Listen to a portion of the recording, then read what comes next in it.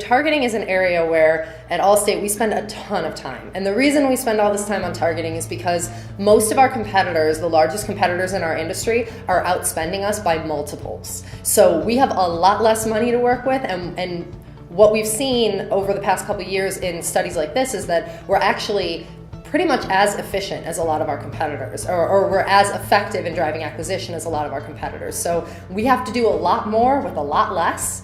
And what this showed us was that the approach that we've been taking, which is behavioral targeting and to a lesser extent contextual targeting, does work. Contextual targeting is when somebody's, for example, shopping for a house, and then we would show an ad on the website for home insurance.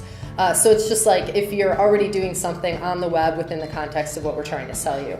Behavioral targeting is either targeting for who you are, so demographics or other information about you, or it's targeting for something that you're doing. Like, for example, if you've just applied for a mortgage, that could be a factor that we would use as a trigger to behaviorally target you. So when we actually looked at the different types of targeting that we had, we saw that contextual targeting, so again, being on a website that's contextually relevant to what we want you to purchase, was slightly more effective than no targeting. Locational targeting, we saw that was highly effective, almost twice as effective as no targeting.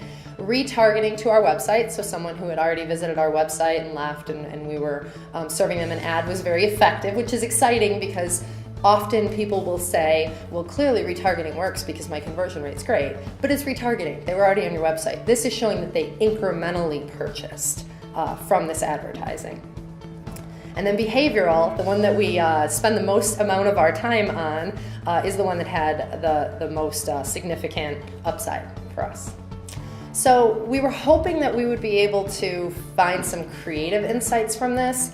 And we did find an interesting insight that our creative variations really didn't make that much of a difference. Now, part of this might be because the campaign that we were running at the time may not have had enough differentiation in the way the creative looked, so it may not have felt that different to different customers.